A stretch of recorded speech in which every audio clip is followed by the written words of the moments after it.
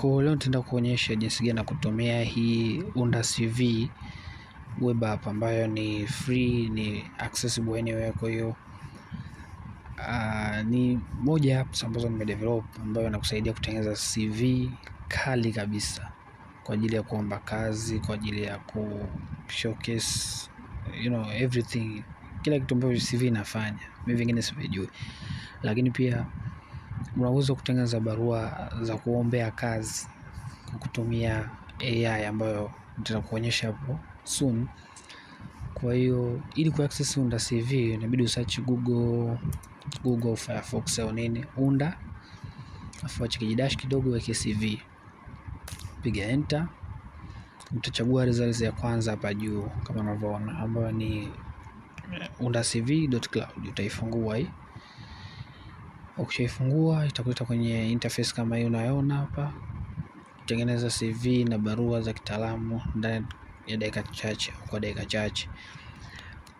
Kwa kama upendi labda ni usiku, unaweza ukaswitch kwa black, inabadilika. Unaona interface yake.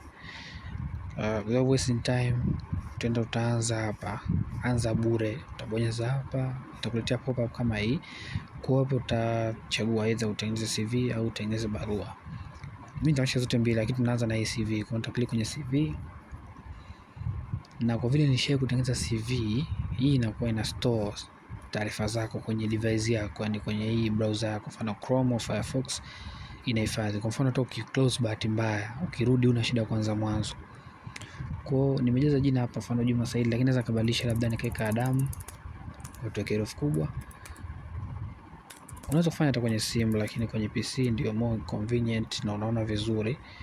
Kwa unaweza nikaweka mfano Adam Mkola. Mbona inabadilika live kabisa huko, ina update.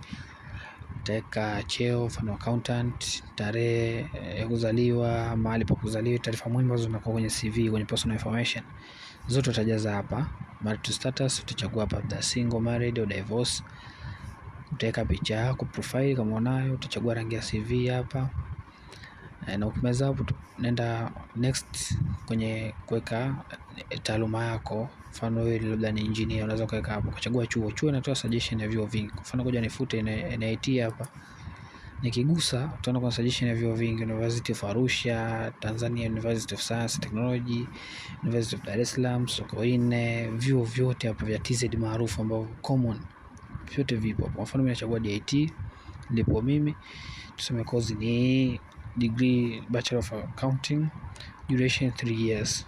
Endelea kwenye professional certification. Kama una certification yoyote, kwa mfano sijui kwa upande wa accountant wana kitu kinaitwa CPA.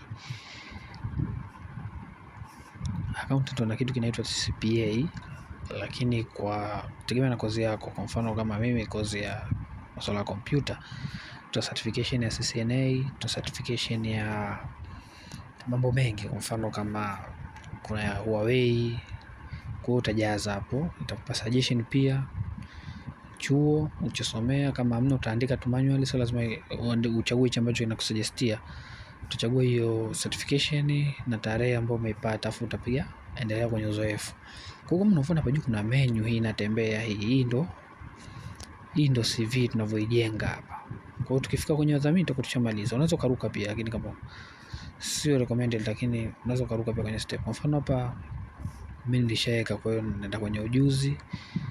Najua labda Excel, naweza kaongeza hapa. Najua labda teamwork au PowerPoint.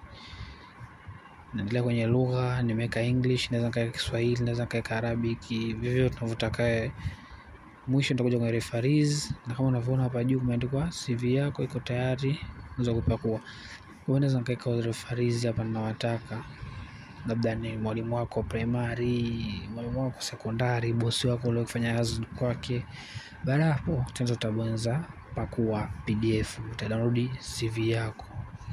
Na kama unavyoiona hapa ni hii hapa, safi kabisa, kwa ajili ya kuprint, kwa ajili ya kutuma kwenye email, kuomba kazi, kufanya chochote kile. Hii hapa CV clean kabisa, ndani ya dakika 2 tu nimepata CV.